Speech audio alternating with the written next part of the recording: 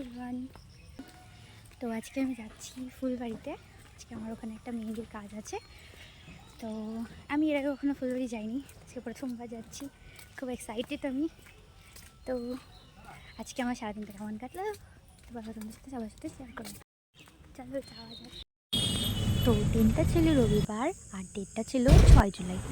তো আমি সবার প্রথম গড়াবেটা থেকে ধূপগুড়ি চলে গেছিলাম বাসে করে। তারপর সেখান থেকে ম্যাজিক করে চলে গেছিলাম ফুলবাড়িতে।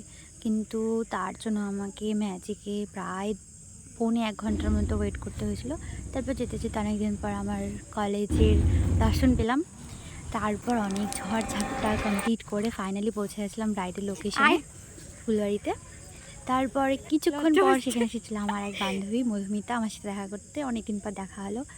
তার আবার কিছুক্ষণ পরে আমার আরেক বান্ধবী দীপশিখা, সেও এসেছিলো আমার সাথে দেখা করতে। সেটাও তোমাদের সাথে শেয়ার করবো। তো যাই হোক, অনেকদিন পর তুই বান্ধবীর সাথে দেখা করে বেশ ভালো লাগলো। তারপর তোর ইউটিউব চ্যানেলের খবর কি?